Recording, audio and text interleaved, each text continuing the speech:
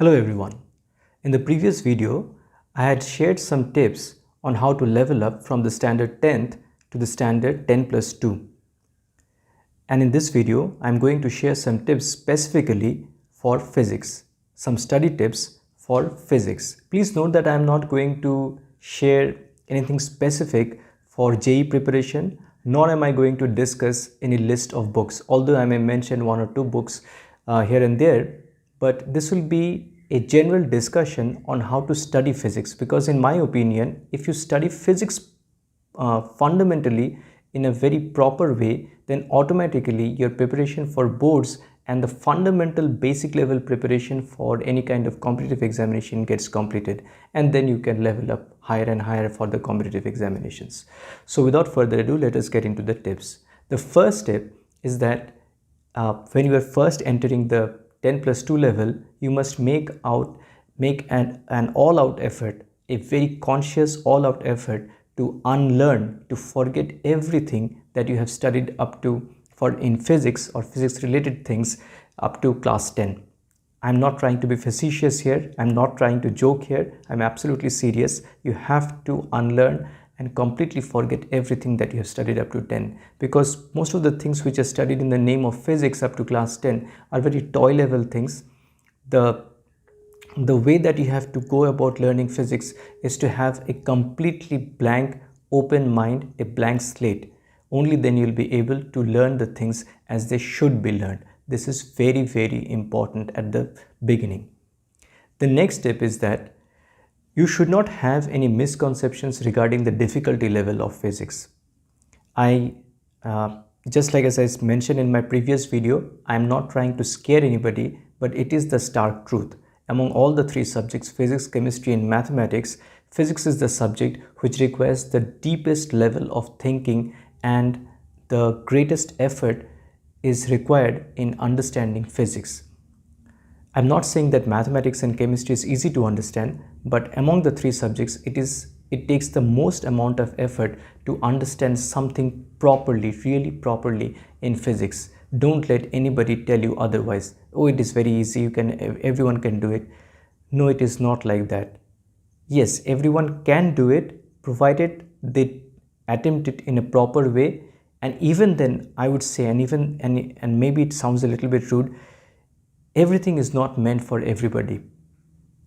Okay, maybe you have some special talent elsewhere, but it does not necessarily mean that everyone will be able to do proficiently well in physics. So you have to be absolutely honest with yourself also. So it is really possible that to understand even one concept in physics, you have to sit with one page without even proceeding from further than one page over the course of one day. It is possible, and there is nothing disheartening in that. The best of minds have to grapple with physics in this kind of a way. So you can only do this kind of study only if you're very honest with yourself. Not everybody can do this. So this is my second and very important tip. Please do not forget that what is supposed to be hard, you have to make a really hard effort to understand it also. The next tip is that although there is a huge amount, plenty of books available for in the form of guidebooks for studying physics, my suggestion is that it is best to actually learn from one good book. You don't need many good books. This is one mistake which I made myself, because back in our day we did not have too many guidebooks. There was nothing, so I cannot say that I did not have the bad habit of studying from guidebooks, because it was not there in the first place. Most of the things were in the form of advanced level books. I tried to study from this and that, but it is now that I have the benefit of hindsight, I have more experience, I have seen many other things, many other students also. I can tell for a fact that at least when you are first starting out, it is not a good advice to study from different books at the same time. It is good to refer to different books after you have first grasped the concept. So first take up a good book, and this is where I will make the mention of one of my favorite books ever.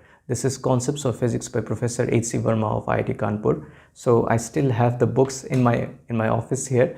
I always keep them beside me. It's like a sort of motivation, inspiration. So this is the +2 level book. I hope you can see it. And this is the class 11 book. I spent so many hours going through these books. I struggled so much through them. This brings back strange kind of memories, because not every memory associated with this book is a happy one, is a pleasureful one. I had to struggle such a lot to go through these books. So it's a really good book, because it does not compromise with the concepts. It does not make it does not water it down, and the problems are also graded in difficulty. So this is one of my favorite books. And I was just before recording this video, I was going through the books, and I could see that in most of the chapters I have actually tick marked many of the problems that I went through to build up my concepts. So pick up such a good book and study from it.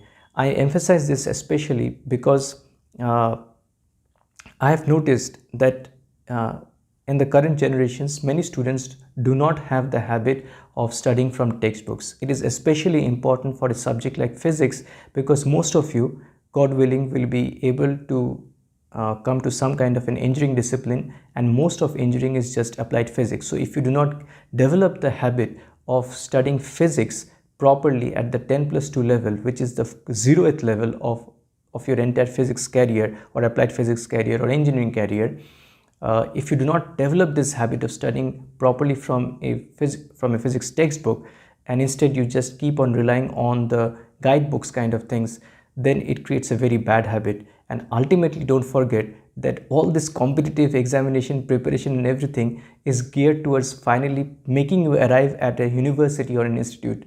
This is the 0th level actually. So your game actually starts when you arrive at this institute, where you arrive at a certain university for your bachelor's level study. At that point, there will be no guidebooks. There will be only textbooks and your college lecturers, your professors' notes, but that's all there is to it. So unless you have developed the habit of studying from textbooks, where will you be? So think about this also. The next is regarding making notes. So in an earlier video, I had mentioned that you should develop the habit of making your own notes, but there is a subtlety here, and I owe this point to a recent article I read from a newsletter shared by Mr. Scott H. Young. He is the author of the book Ultra Learning, and he has given examples through his own life of accomplishing tremendous feats of learning. So he managed to self-study the MIT computer science course in a record-breaking time. So he knows what he is talking about. And the step is that you should make your notes only after you have tried to solve some problems. Just after studying the theory, if you try to make notes, that is not the correct way. And when I look back at my own experience also, although I did not realize that I was doing this thing, and this is actually what I had done. So I did not make any notes initially, but only after I had started solving the problems and I started gaining some kind of an experience in the kinds of wrong directions I was probably thinking, in the kinds of new insights that I was finding, and the kind of special lessons that were tailor-made for myself, for my own brain, that I was able to figure out, that I started taking down some notes which were specifically for me. Nobody else would have probably benefited from those notes. So try to do something which is tailor-made for yourself, but after you have started solving the problems, especially the harder level problems. The next point, the next step is regarding the problems themselves. After you have studied the theory, my suggestion is that you should not neglect the thinking type of questions which are given in the textbooks. Here in the Concepts of Physics by Professor H.C. Verma, these kinds of questions are there. I used to go through them. In another book which I used to follow also, by Resnick, Halliday and Walker, Fundamentals of Physics, very popular book during our time. I don't know if students are following it nowadays or not. There used to be some questions in the middle of the chapter itself regarding like set as milestones to check your conceptual understanding, and those questions used to be extremely important for even the IIT JEE screening level uh, questions, the objective type of questions as it was back then, because our IIT JEE mains was a completely subjective type of questions, but that's a different story altogether. Let's not get into that. So as I was saying, those kinds of conceptual questions will always be there in every good textbook. You must make an all-out effort to go through them in a very honest fashion. If you find that you are not able to answer something correctly, it is your holy duty to go back to the theory, learn and relearn and rethink about why and where you went wrong. Unless you have done this practice, unless you have done this exercise, you should not go to actually solving the actual the numerical problems. So after that, after this stage, of course, you have to go into the numerical problems, and you have to start from the very basic. At the if it is a good textbook, usually it will be given in gradations of difficulty. You must start with the very basic ones.